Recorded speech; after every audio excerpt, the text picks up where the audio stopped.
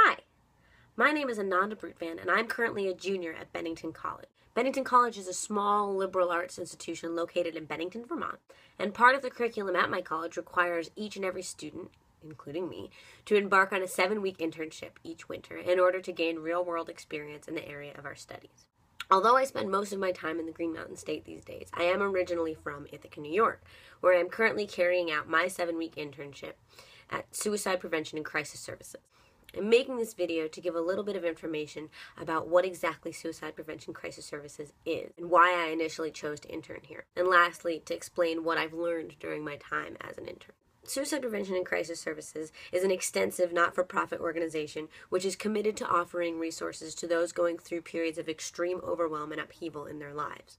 It offers a variety of services, but the program with which I have been most heavily involved during my time as an intern is the Crisis Line. The Crisis Line is a free and confidential phone service which runs 24 hours a day, 365 days a year, and was created with the intention of offering an open ear to those in such dire circumstances that they feel no one will listen to them while they are this upset and in this much pain. We get calls from all types of people coming from all walks of life, suffering all manner of trauma and distress. And the counselors who answer the line offer the most powerfully compassionate act that they can.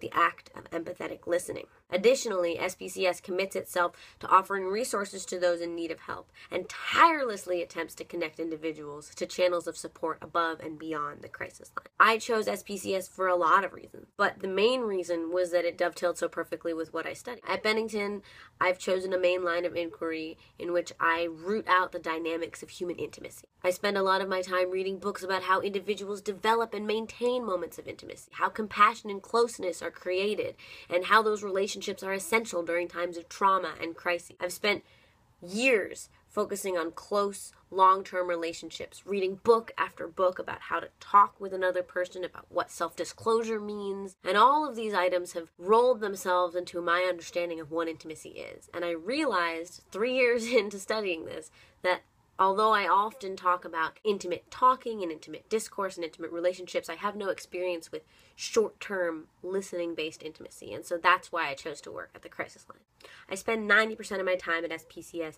just sitting and listening to counselors take calls. I listen to people share their most intimate and painful traumas with a complete stranger, and I am astounded at the compassion with which the counselors reflect these traumas back to their tellers in a way that makes them feel heard and understood. I would say that that's the most important thing I've learned during my time at SPCS. The waves of relief that can occur through the simple act of being listened to. There's power in feeling heard, and there's hope. If one person will listen to you, then you are not alone. These counselors have more empathy and compassion than anyone else I've ever met. There's power in the sentence, "I'm hearing that you are feeling," and the simple repetition of what one has heard. I definitely thought I was a good listener before I started sitting in at the Crisis Line, but I never understood how hard the simple act of listening can actually be. It takes great strength to listen to such painful details, and to do nothing to devalue them by saying, well, at least you still have this, or try and look on the bright side, or you can't feel that way. We talk a lot about sitting in someone else's pain with them. To see someone sitting in the mud